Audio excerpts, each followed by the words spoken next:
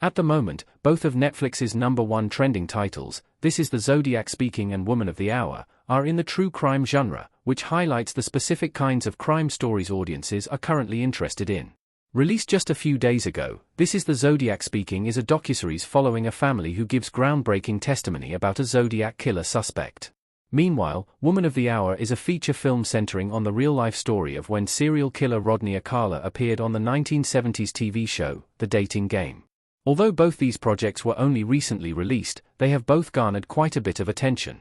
Aside from being the top trending titles on Netflix, both have received critical praise.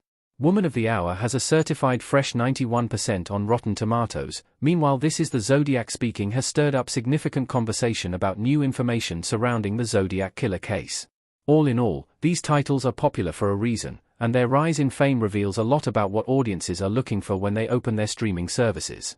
Netflix's #1 trending movie and TV show are about serial killers. How these titles twist the typical serial killer narrative.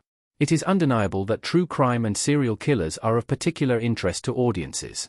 Despite being morbid and scary, stories about serial killers often get to the root of audiences' fears and ignite a desire to solve the mystery and get justice.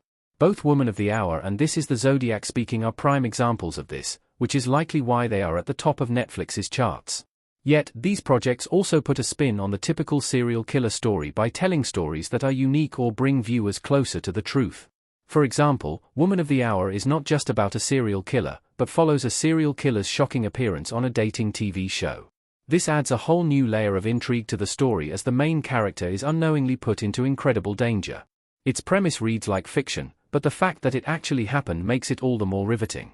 Similarly, This Is the Zodiac Speaking does not simply go over the facts of the Zodiac killer case, but provides new information that could finally help solve this long-running mystery. How Woman of the Hour and This Is the Zodiac Speaking puts focus on victims. Why victim narratives are so important. Anna Kendrick smiling at a bar in Woman of the Hour.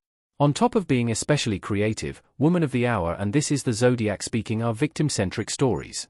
Although audiences are pulled in by the Zodiac killer or Rodney Akala, they stay with the story because of the victims who are the center of these narratives.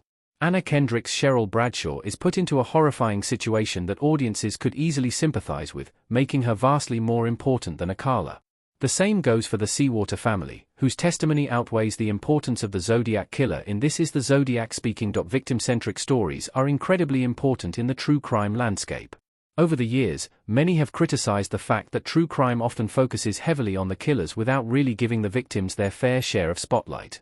These stories are not just horror fuel, but are actual events that affected real people. Thus, Woman of the Hour and This Is the Zodiac Speaking show that victim-centric true crime stories can be just as engrossing as narratives that focus solely on killers.